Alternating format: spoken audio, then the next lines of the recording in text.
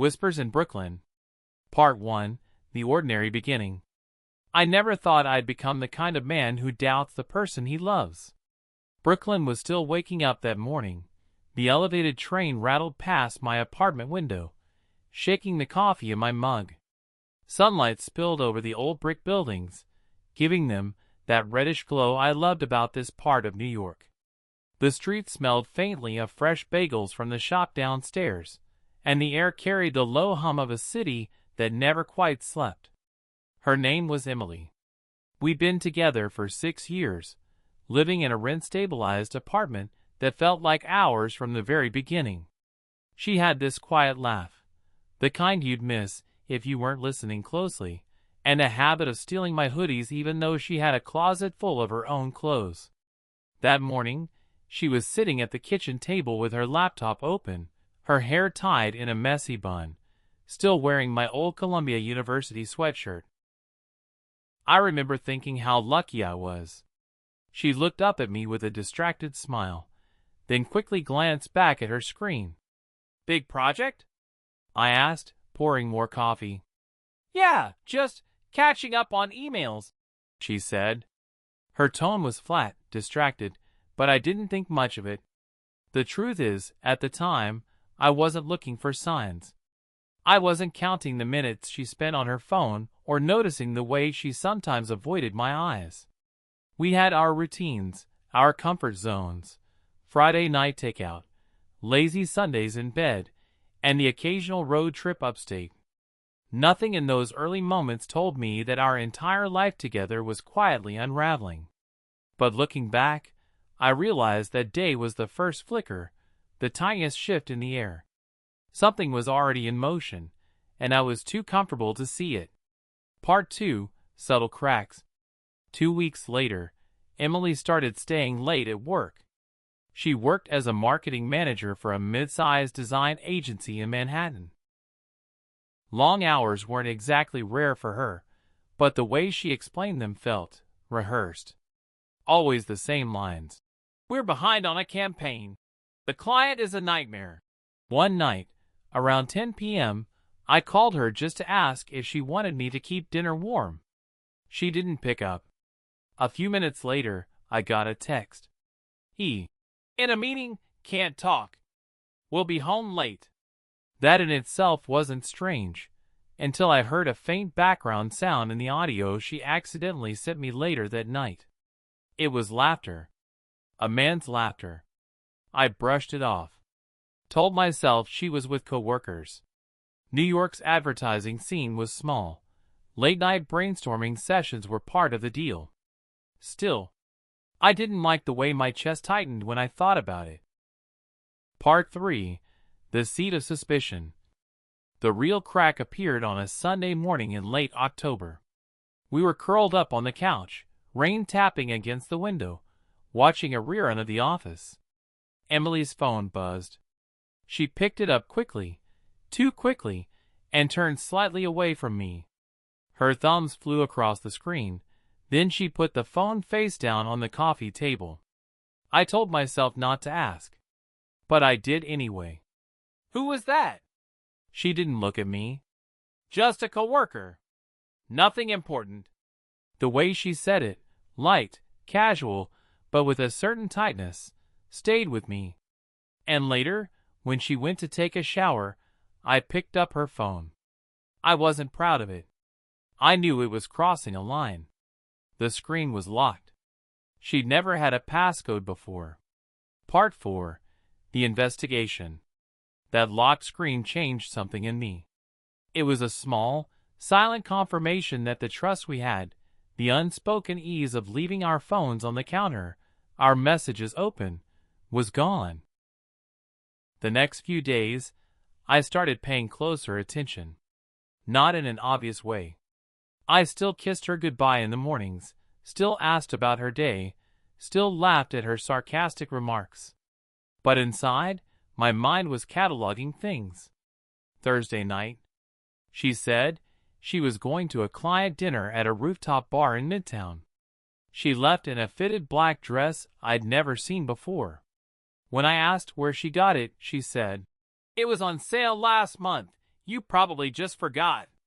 I knew I hadn't forgotten. Emily wasn't the impulsive shopping type. Saturday afternoon. She spent an hour running errands, came back with no shopping bags, just a faint perfume on her skin, not the one she owned. Something musky, heavier. The kind of scent a man might wear. By the second week of this quiet watchfulness, I had a plan. Her agency was near Union Square, and on Friday I decided to leave work early. I didn't tell her. I wanted to see if she really was working late. It was a cold, sharp evening. The kind where steam rose from manhole covers and the city lights reflected off wet pavement. I parked a few blocks away and walked the rest of the distance, blending into the crowd. The lobby of her office building was bright and sterile, its glass doors reflecting the rush of people heading into the night. At 6:45 p.m., I saw her come out. Not with her team. Not with a briefcase or files. She was with a man. Tall, with dark hair, wearing a charcoal coat, and the easy smile of someone who knows exactly where they stand in a woman's life.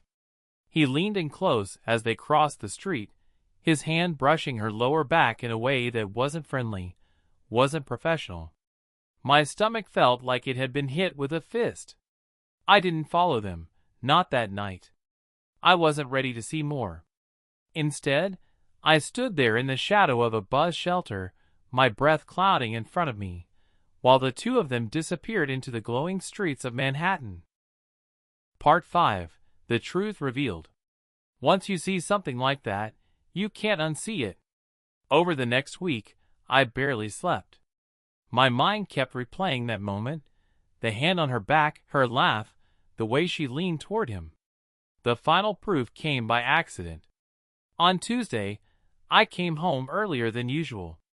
The apartment was dark except for the glow of Emily's laptop on the coffee table. She must have left it open while she was getting ready in the bedroom. I sat down, telling myself I wouldn't touch it, but then the screen flickered, and I saw a chat window pop up. It wasn't just flirtation. It was a full thread of intimate messages, inside jokes, and late-night plans.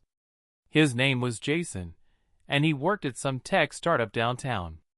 The words, "I can't stop thinking about Friday," burned into me like acid. My hands were shaking when Emily came out of the bedroom. She froze when she saw me looking at the screen. "Mark," she started, her voice breaking, but I didn't let her finish. "How long?" My voice was low, dangerous. Her silence was answer enough. Part 6. The Reckoning. That night wasn't a screaming match. It wasn't the cinematic explosion I thought it would be. It was quieter. Colder. I told her to pack a bag and go to her sister's place. She cried, tried to touch my arm, but I stepped back. In the days that followed, I planned my response. Not out of spite, at least, that's what I told myself, but because I needed her to understand the weight of what she'd done. 2 weeks later, I showed up at her office during lunch. I'd arranged for a small delivery to arrive at her desk, a neatly wrapped box containing every note, gift, and photo we'd ever taken together, all shredded into fine pieces. On top was a single printout of the chat log I'd read on her laptop. I didn't wait to see her reaction. I left, walking down the crowded sidewalk with the winter sun glaring off the skyscrapers, feeling lighter and emptier all at once. Part 7. Aftermath. Months passed. I moved to a smaller apartment in Queens, closer to work, farther from the memories. Sometimes, when I crossed the Brooklyn Bridge, I thought about her, not with longing, but with a kind of detached curiosity, as if she'd been a character in someone else's life. One rainy evening, I saw her across the street in Soho. She was with Jason. They looked happy, or at least they were trying to. She didn't notice me. And I realized something then. It wasn't the betrayal that haunted me the most. It was the fact that I had loved her so completely, so blindly, that I never saw the storm coming. Part 8. The Hollow Weeks. In the first few weeks after Emily left, the apartment felt like a museum of a relationship. Her coffee mug still sat on the counter, lipstick stains faint but visible. A half-empty bottle of her shampoo lingered in the shower, its scent filling the steam whenever I turned the hot water on. I didn't throw these things away immediately, not out of hope, but because moving them felt like erasing proof that I'd once been loved. The bed was the hardest. I started sleeping on the couch, telling myself it was more comfortable, but really, I couldn't handle the cold, unbalanced stretch of mattress beside me. That empty space was a constant reminder of the way she used to curl into me, her hair spilling across the pillow. Friends tried to pull me out, bar invites, basketball games, weekend trips upstate, but I wasn't ready for normal life yet. Instead, I worked longer hours, stayed later at the office, and walked the streets of Queens at night, letting the city's neon and noise swallow me whole. Part 9. The Letter I Never Sent.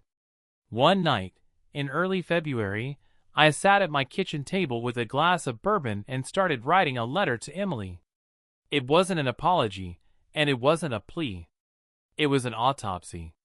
A careful dissection of everything that had gone wrong. Every moment, I had ignored the truth because loving her felt safer than questioning her. I told her about the rooftop bar lie. The perfume that wasn't hers. The way she angled her body away from me when she texted him. I told her that betrayal isn't just about sex, it's about making someone feel like a fool in their own home. When I finished, I read it twice, folded it neatly, and slid it into an envelope. But I never mailed it. Some truths are better left unsent, because sending them keeps the wound open. Part 10. A Chance Encounter. It was March when fate decided to test me. I was at a small bookstore in the East Village, browsing the travel section, when I heard her voice. Soft, unmistakable, carried over the low hum of conversation. I turned, and there she was, Emily, in a long gray coat, hair shorter than before. She wasn't with Jason. She was alone, flipping through a photography book. She noticed me before I could look away. Her eyes widened, and for a split second, I saw the same warmth they used to hold for me. "Mark," she said, almost a whisper. We stood in that narrow aisle for what felt like an eternity. She asked how I'd been. I said I was fine. She said she'd been thinking about me. I said nothing to that. Before leaving, she touched my arm, just a light brush, and said, "I'm sorry for everything." And the strange thing was, I believed her. But belief didn't mean forgiveness. Part 11. The Last Thread. 2 weeks after that meeting, I got an email from her. It wasn't long, just a few lines telling me she and Jason had broken up, that she missed our life, and that if I ever wanted to talk, she'd be there. I stared at it for a long time. The old me, the one who believed in second chances, might have replied. Might have said, "Let's meet," or "We should talk." But the man sitting at that desk knew better. I deleted the email without answering. It wasn't anger that made me do it.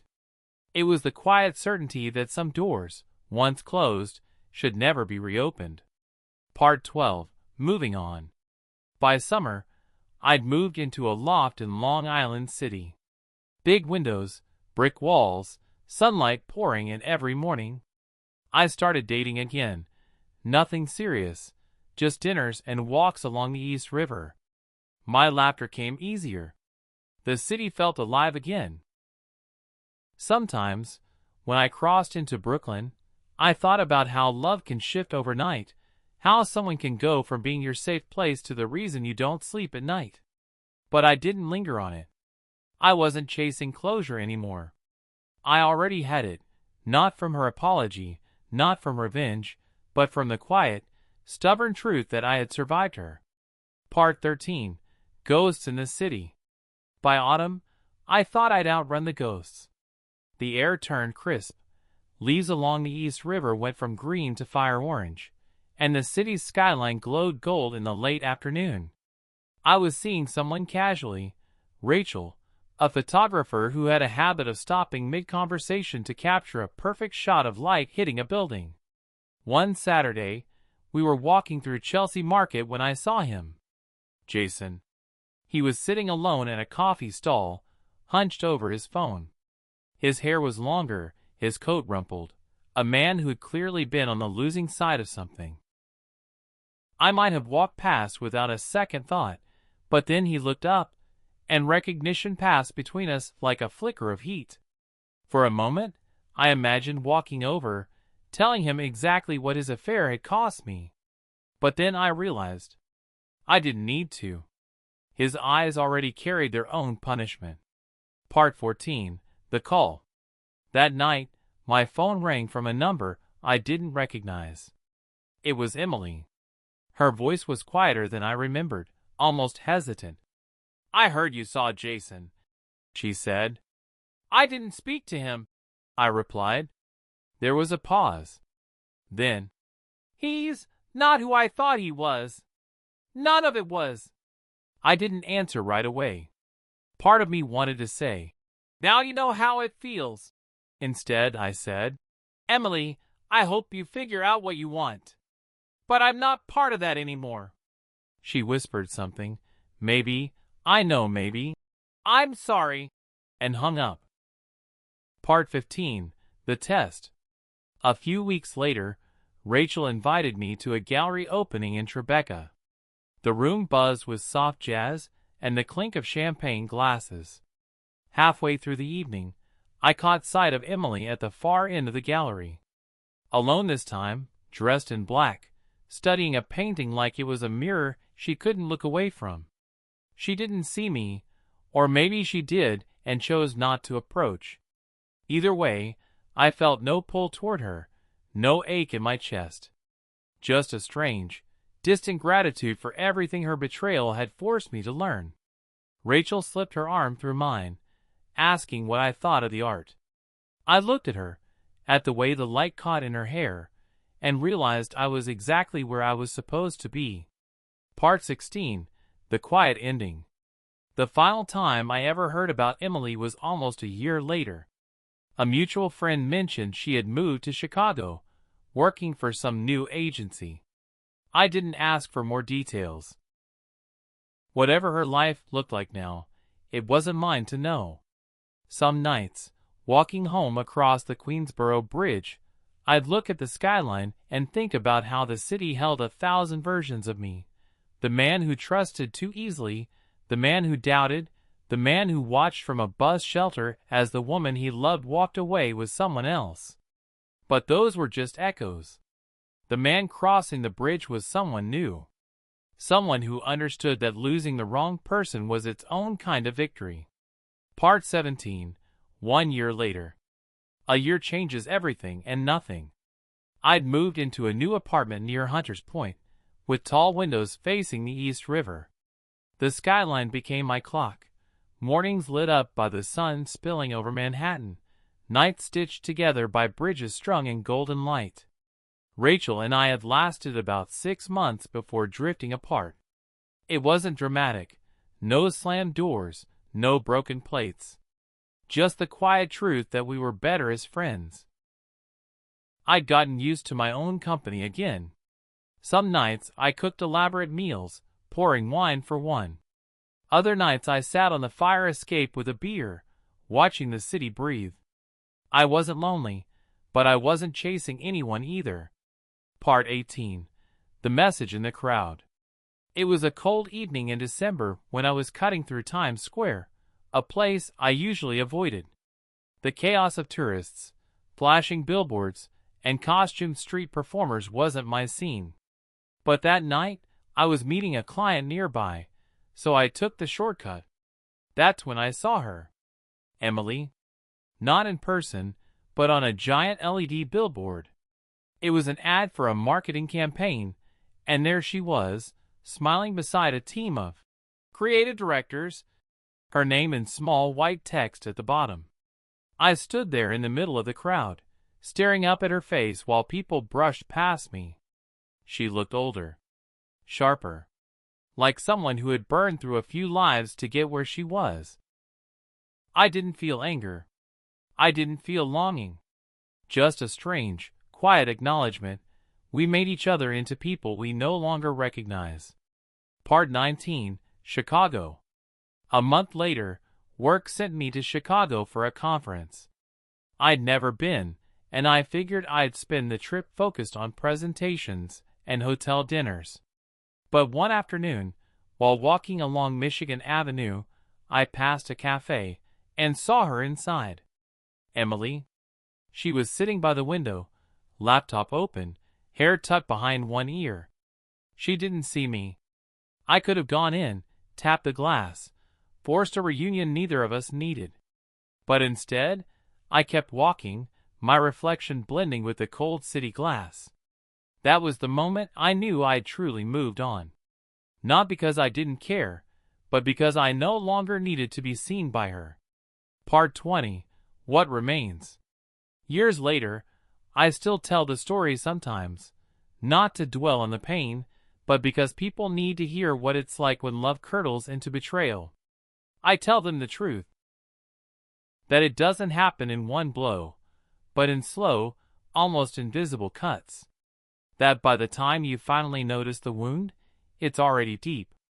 And I tell them something else, the part no one believes until they live it. The day will come when you see the person who broke you, and your pulse will stay steady. You won't rehearse speeches in your head, or imagine grand confrontations. You'll just keep walking. Because by then, you'll understand, they're just another passerby in your city. Part 21. The Bridge at Night. It was late spring when I found myself walking the Brooklyn Bridge again, something I hadn't done since the night after Emily left. The bridge has a way of making you feel like you're between worlds. Manhattan's chaos behind you, Brooklyn's quieter streets ahead, the East River rushing dark and endless below. The air smelled faintly of rain. My footsteps echoed on the wooden planks, and the cables rose like harp strings against the night sky. Couples passed me, laughing, leaning into each other. I used to be one of them. Somewhere near the middle, I stopped and leaned on the railing. The city was alive on both sides, lights glittering like promises you know won't be kept. I thought about how much had changed since that first flicker of suspicion in my kitchen. How a single locked phone screen had unraveled years of trust. But standing there, I didn't feel loss. I felt weightless. Everything that had once been heavy, the anger, the unanswered questions, the sharp memory of seeing her with him, had dissolved into something softer. Not forgiveness, exactly. More like acceptance that life moves forward whether you want it to or not. Part 22. The letter I finally wrote. The next day, I wrote a letter. Not to Emily, not to anyone in particular, just to the version of me who had loved her. I told him he'd done the best he could with what he knew. That his trust wasn't a flaw, it was a gift, one that had been misplaced, but still worth giving to the right person. I told him the storm had passed, and he'd made it through. I folded the letter and slipped it into the pages of an old book I'd bought years ago, the one Emily had once claimed she'd read but never had. It felt like the right place for it, a resting spot for a chapter one was finally closing. Part 23. The Quiet Victory. Life didn't hand me some neat, cinematic closure. There was no last meeting in a cafe, no final apology that fixed everything. The ending came in small ways, realizing weeks had passed without thinking about her, finding myself laughing without the sound catching in my throat, meeting new people without comparing them to a ghost. The quiet victory wasn't in forgetting Emily. It was in remembering her without bleeding. Part 24. The City Moves On. One evening months later, I was walking home through Long Island City when I saw a couple sitting on a bench, sharing a container of Chinese takeout. She was wearing his hoodie, laughing at something on his phone. I smiled to myself and kept walking. Because somewhere, in another part of the city, someone else was just starting the story I had already finished. And for the first time, I was okay with that. Part 25. Years down the line. 3 years had passed since I last saw Emily in that Chicago cafe. By then, I'd built a life that had nothing to do with her. My loft was filled with books, plants I somehow hadn't killed, and photographs from trips I'd taken alone. I had friends I trusted, a job I liked, and a peace I hadn't known was possible when I was with her. It wasn't that I never thought about her. Memories have their own way of sneaking in when you least expect them. But they came like faint postcards from another lifetime, not sharp cuts. Part 26. The Unexpected Invitation. One chilly November morning, I got an email from an old mutual friend, Claire, inviting me to her wedding in upstate New York. Buried in the RSVP list was a name I hadn't seen in years, Emily Rivers +1. For a few minutes, I stared at it. Would I see her? Would Jason be there? Would it matter? I almost declined, but curiosity has a quiet pull. 2 weeks later, I found myself driving through winding roads lined with bare trees, the sky low and gray, a hint of snow in the air. Part 27. The Last Glance. The ceremony was small, held in a restored barn lit with strings of warm lights. I spotted her within minutes, standing by the bar, wearing a deep green dress, hair shorter and straighter than I remembered. She looked different. Not in a bad way. Just more human.